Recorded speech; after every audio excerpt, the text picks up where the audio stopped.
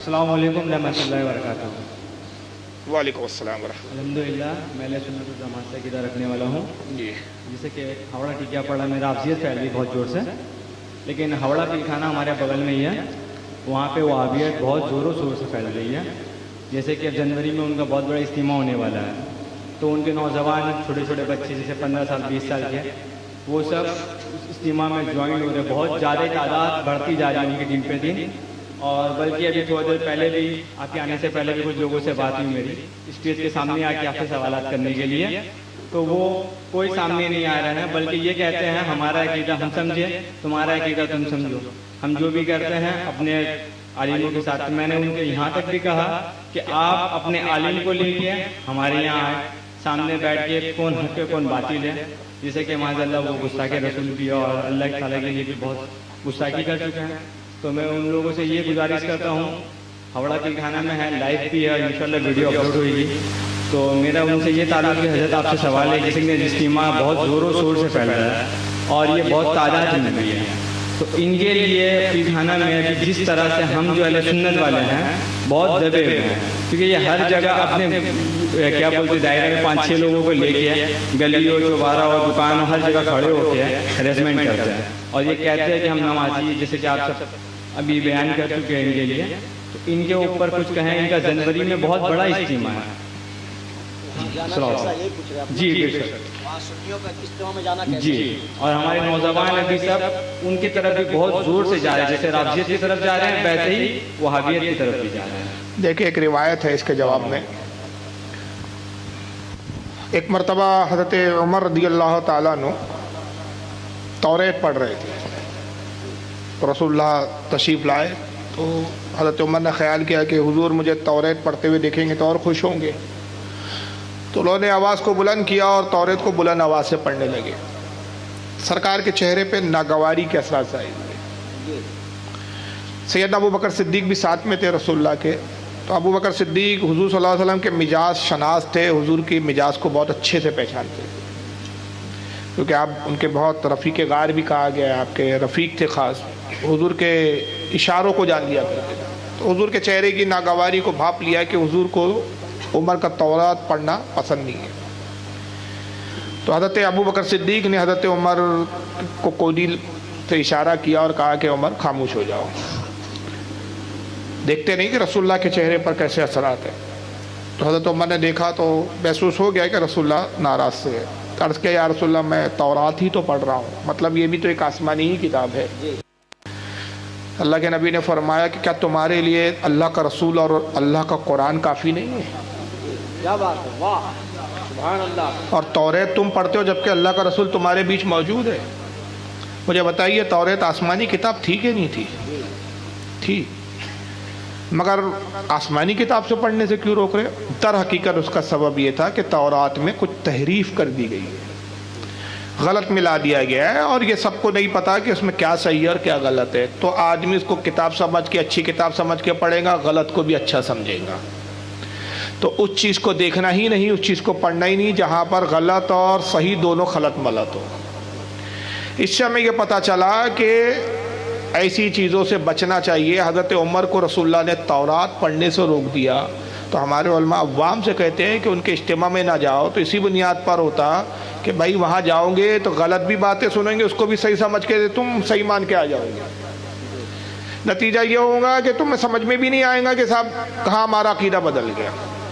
اب کچھ لوگ ہوشیاری بتاتے ہیں، اس میں زیادہ عقل مند سمجھتے ہو، کہتے نہیں صاحب اللہ نے ہم کو عقل سلیم دیا، اللہ نے ہم کو عقل دیا، ہم سمجھ لیتے ہیں کیا غلط ہے کیا صحیح ہے۔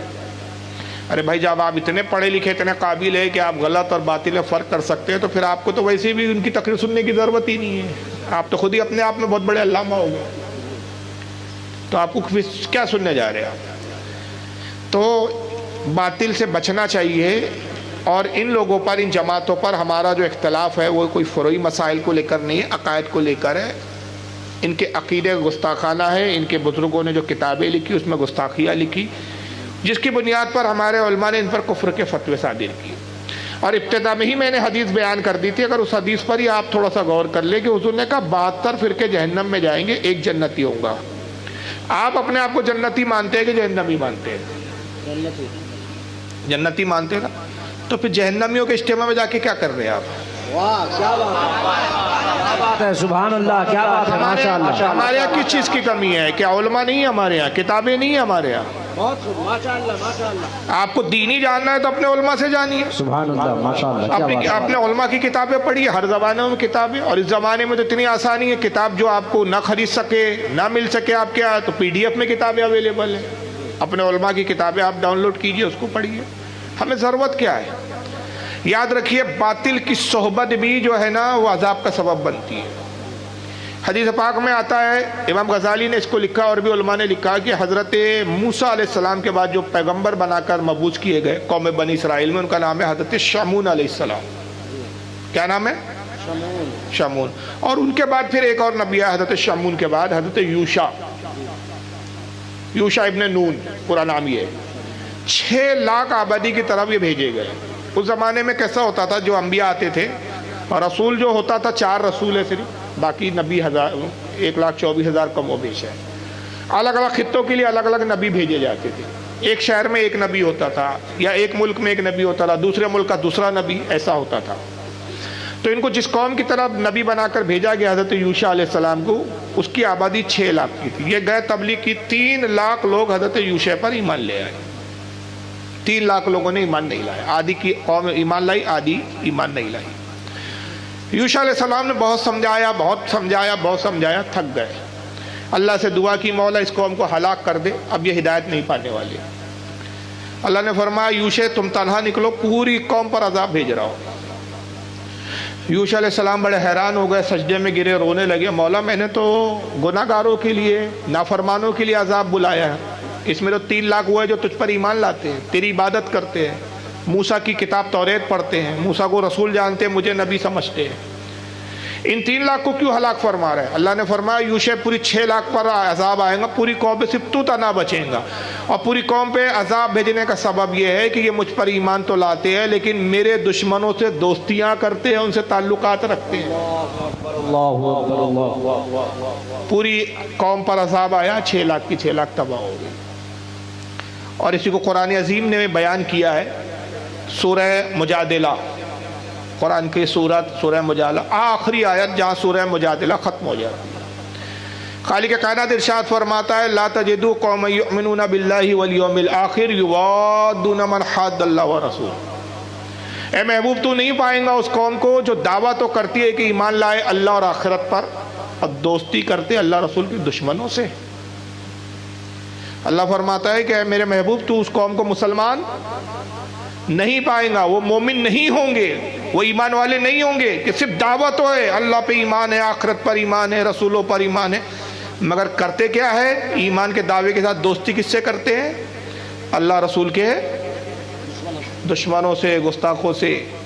वो मोमिन नहीं होंगे। वलौ कानू आबाअहुम औ अबनाअहुम औ इख्वानहुम औ अशीरतहुम, वो दुश्मनाने अल्लाह रसूल अगरचे उनके बाप हो, उनके बेटे हो, उनके भाई हो, उनके कितने ही अजीज तरीन रिश्तेदार हो, अगर वो रिश्तेदारियों को निभाएंगे तो अल्लाह फरमाता है वो मोमिन नहीं होंगे। ईमान रिश्तेदारी की बुनियाद पर नहीं है। ईमान का ताल्लुक़ रसूल और अल्लाह के मोहब्बत से है। ये कुरान में सूरह मुजादिला में, हदीस नहीं है कि आप ज़ईब बोल के इसको टाल दो, मौलवी का कौल बोल के छोड़ दो कि बरेलियों की बातें हैं। ये कुरान है। मौलवी साहिबान वही सुनाते हैं, देवबंदी वहाबी ऐसी ऐसी बातिल हदीसें सुनाते हैं, या तो एक तो हदीसें सही नहीं होती और धोखा देते हैं। वो तारिक जमील जैसे आते हैं खबीस, हमारे नबी का अखलाक, एक बुढ़िया कचरा डाल देती थी मेरे नबी पर, आका सल्लल्लाहु अलैहि वसल्लम सब करते थे। मेरे भाइयों किधर जा रहे हो, उम्मत बन के रहो,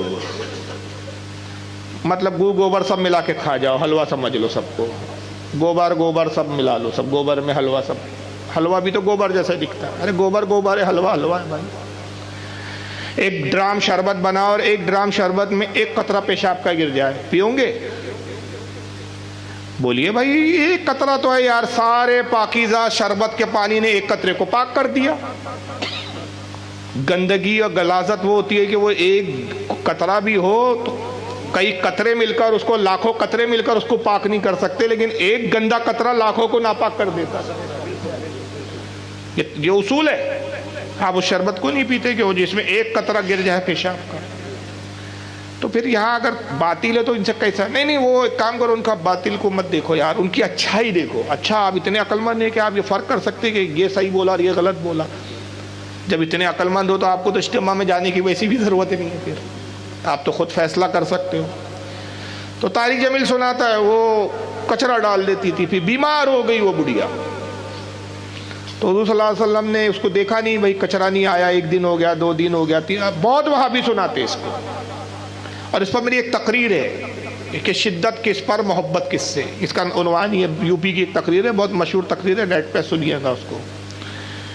میں نے 6 روایتیں ان کی سنائی جو دیوبندی سناتے، اور 6 روایتیں صحیح بخاری سے سنائی تھی اور اس کا تقابل کیا ہے. اب تھوڑا سا میں 2-3 باتیں اس میں سے سنا دیتا ہوں، کام کیا آپ کے. حضور نے پوچھا کہ وہ بڑھیا نظر نہیں آ رہی جو کچرا ڈالتی تھی. صحابہ نے عرض کیا یا رسول اللہ بیمار ہے. حضور گئے، پھر بڑھیا سے کی عیادت کی، کہا ضعیفہ کوئی کام ہو تو بتا دو، کوئی دوا وغیرہ لانا ہو تو بتا دو. بڑھیا بڑی اخلاق سے متاثر ہوئی، سرکار کے ایمان لے آئے. دیکھا میرے نبی کے محبت.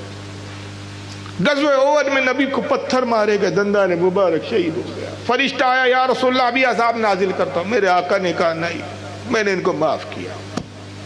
طائف کے بازار میں میرے آقا گئے، پتھر مارے گئے، اتنا خون بہا، اتنا لہو نکلا کہ آپ کی نالین خون سے بھر گئی. فرشتہ حاضر ہوا، یا رسول اللہ اجازت دیجئے، 2 پہاڑوں کے درمیان یہ طائف کی آبادی آباد ہے، پہاڑوں کو ملاؤں گا، پیس کے رکھ دوں گا. رسول نے کہا میں نے معاف کیا. میرے آقا تو دشمنوں کو معاف کر دیتے، تم ایک دوسرے کو سلام نہیں کرتے ہو. ہائے ہائے بیٹے رے مکار اعظم. سب سے پہلی بات، وہ بڑھیا والی روایت کس کتاب میں کوئی مائکا لال مجھے دکھائے؟ چھوٹی من گھڑت روایت. کیا ہے وہ روایت؟ گڑی گئی ہے، اس کا سر ہے نہ پیر ہے. احد والی روایت صحیح ہے، طائف والی روایت صحیح ہے. 3 روایت سنا دی، مگر یہ بھی تو سناؤ طارق جمیل صاحب. بخاری میں امام بخاری نے 8 جگہ اس روایت کو لکھا ہے. کتاب الوضو میں لایا، کتاب الصلاۃ میں لایا، کتاب التوحید میں لایا، کتاب الملاحم میں لایا. پتہ نہیں امام بخاری کتنے کٹر بریلی بن کر لکھ رہے تھے اس وقت. 8 جگہ. ارے ایک ہی روایت کو صحیح بخاری میں 1 جگہ لا دیا، 2 جگہ لا دیا، بار بار روایت کیوں لا رہے؟ بتانا چاہ رہے کہ جس کٹرتا کو تم بریلیت کہتے ہو، سب سے پہلا بریلی تو میں ہوں، اس معنی کے اعتبار سے. 8 جگہ اس روایت کو لا کے کیا کہتے؟ قبیلہ ارینا کے لوگ آئے، قبیلہ تھا ارینا. یا رسول اللہ ہم ایمان لانا آئے ہیں. بہت اچھی بات ہے، کلمہ پڑھو. کلمہ پڑھا دیا، مسلمان ہو گیا، پورا قبیلہ مسلمان ہو گیا. قبیلہ تھا، 2-4 لوگ نہیں، کئی 100 کے لوگ، کئی 100 لوگ تھے، وہ قبیلہ تھا. اور صحیح بخاری میں اس کتاب میں تمہارے جو قرآن کے بعد سب سے افضل ہے، اس کا تو انکار نہیں کر سکتے تم. اب قبیلے ارینے کے لوگ مسلمان ہو گئے. حضور نے کہا یہاں رکو، ٹھہرو اور دین کی تعلیمات حاصل کرو، نماز کا طریقہ سیکھو، کچھ دن یہاں قیام کرو. دوسرے تیسرے دن آئے، یا رسول اللہ ہم بیمار ہو گئے، ہماری طبیعت ٹھیک نہیں ہے. حضور نے کہا اونٹوں کے استبل میں جاؤ، اونٹوں کا پیشاب پیو اور اونٹوں کا دودھ پیو. اہل حدیث جو اونٹوں کا پیشاب پیتے اس حدیث سے دلیل لاتے، یہ حدیث دلیل ہے ان کی. مگر وہ بھول جاتے کہ وہ حضور نے جن کو پیشاب پینے کے لیے بولا وہ کون لوگ تھے. کہا جاؤ اونٹوں کا پیشاب پیو. امام ابن حجر عسقلانی فتح الباری میں لکھتے ہیں کہ چونکہ آقا طبیب اعظم ہے، پیشاب جائز نہیں، نجس ہے، مگر حضور کو معلوم تھا کہ جو مرض میں مبتلا اس کا علاج اونٹ کے پیشاب میں ہی ہے. تو یہ اجازت نہیں تھی، یہ ایک علاج کے طور پہ تھا.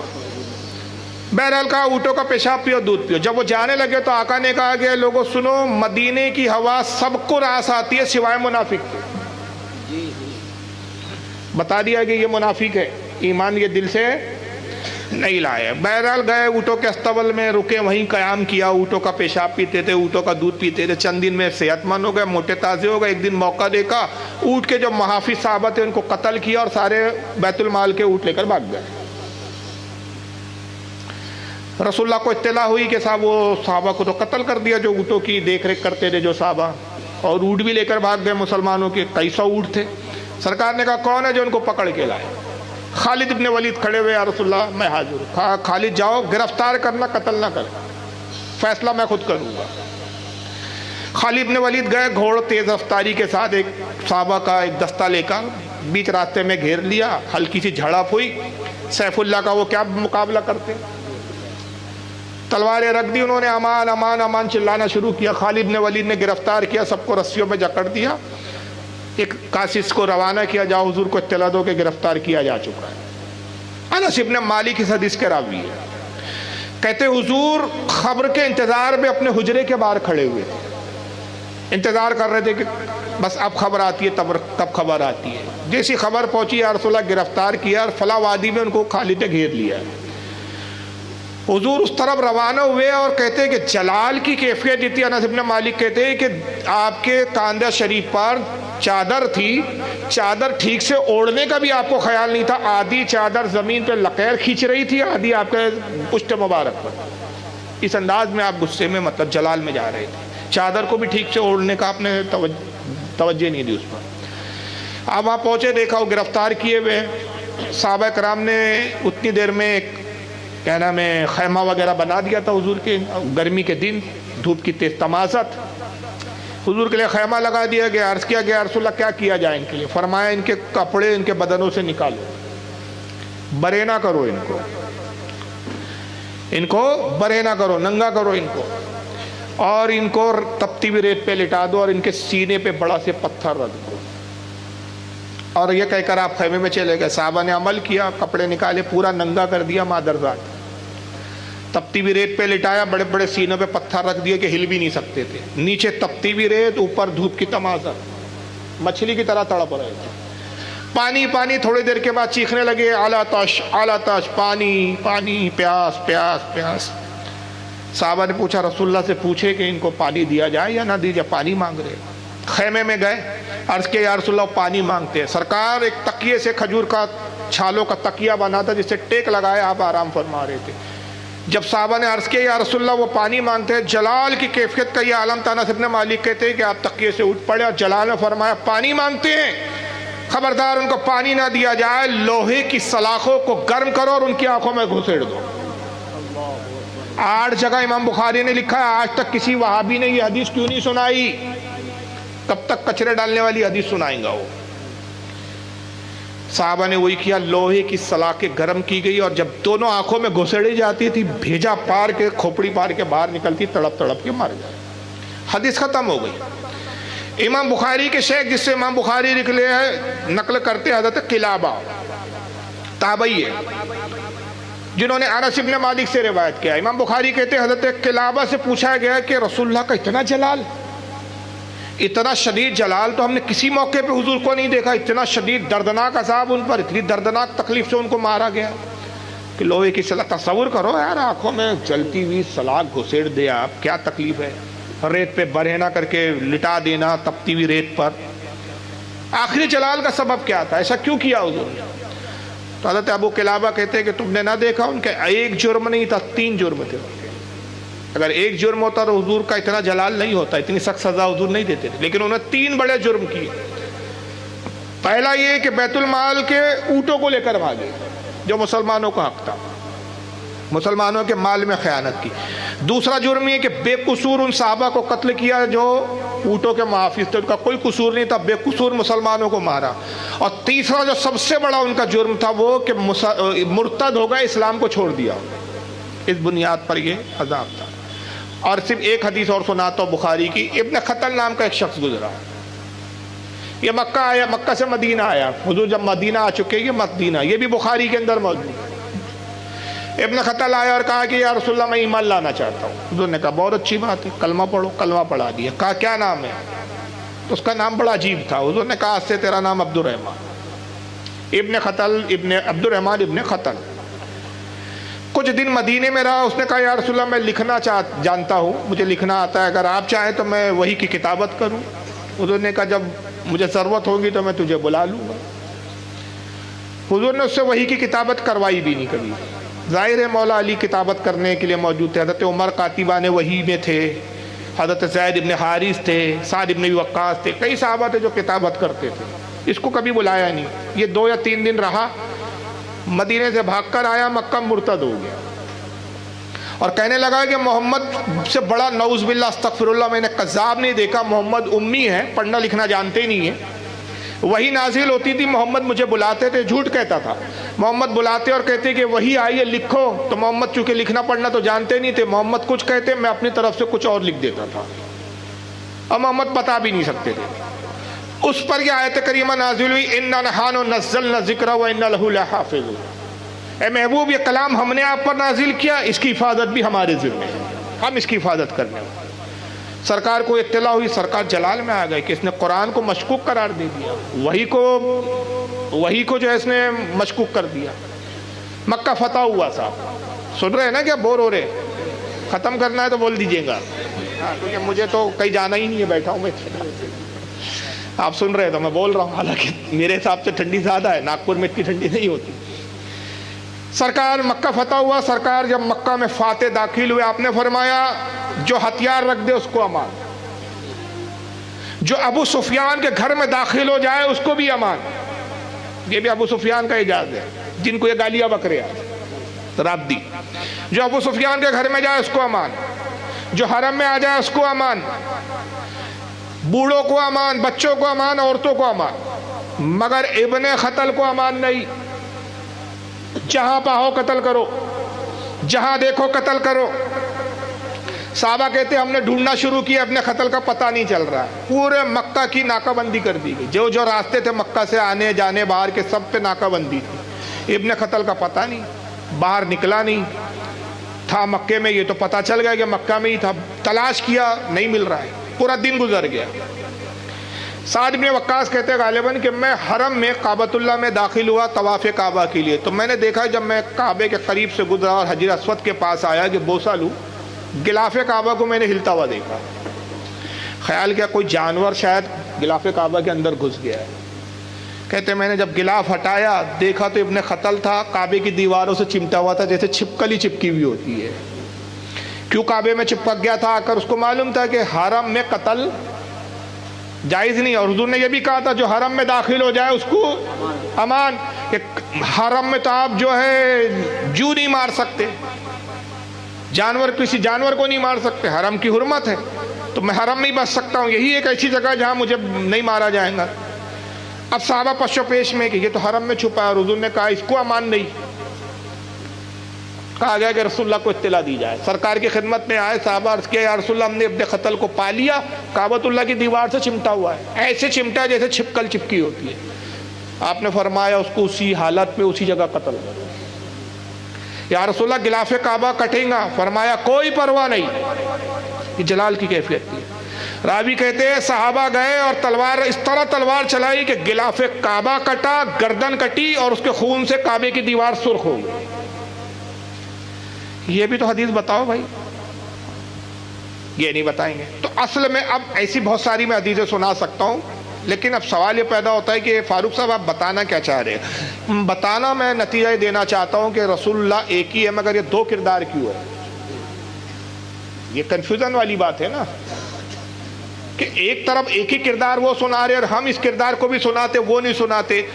بھئی نبی تو وہی ہے جو رحمت للعالمین بن کر آیا، نبی تو وہی ہے جس کے بارے میں قرآن کہہ رہا ہے کہ انکا خلق عظیم، اے محبوب آپ کا اخلاق سب سے بلند ہے، انکا لعلی خلق عظیم، آپ سب سے بہترین اخلاق کے مالک بنا کر بھیجے، اتنا با اخلاق رحمت للعالمین۔ یہاں کیا ہو گیا کہ جہاں احد میں کفاروں کو معاف کر رہا ہے، طائف میں کفاروں کو معاف کر رہا ہے، تھوڑے دیر کے لیے اس روایت کو بقول وہابی کے مان لے، کچرا ڈالنے والی بوڑھیا کو معاف کر رہا ہے، مگر یہاں کیا ہے کہ کعبۃ اللہ میں قتل کیا جا رہا ہے، یہاں کیا ہے کہ قبیلہ عرینا کے لوگوں کو تڑپا کے مارا جا رہا ہے۔ تو آپ کو ایک باریک اس میں غور کریں گے تو ایک باریک ٹیکنیکل بات پتہ چلیں گی کہ طائف میں جو حضور پہ ظلم کر رہے تھے وہ کفار تھے، احد میں جو ظلم کر رہے تھے حضور پہ کفار تھے، اور حضور نے جن کے ساتھ سختی کی یہ ایمان لا کر مرتد ہوئے ہیں۔ تو پتہ چلا کہ مرتد کی سزا اور ہوتی ہے، کفار کی سزا اور ہوتی ہے۔ کفار سے نرمی کے ساتھ بات کی جائیں گی تاکہ نرمی کی بنیاد پر وہ اسلام کی طرف راغب ہو، اور مرتد کے ساتھ سختی کی جائیں گی کہ ایمان لا کر تعظیم رسول نہیں جانتا، ایمان کے دعوے کے بعد تعظیم خدا نہیں جانتا، لہذا ان پر سختی کی جائیں گی۔ اور اسی کو اعلیٰ کہتے دشمن احمد پر شدت کیجئے، ملحدوں کی کیا مروت کیجئے، غیظ میں جل جائیں بے دینوں کے دل، یا رسول اللہ کی قسم۔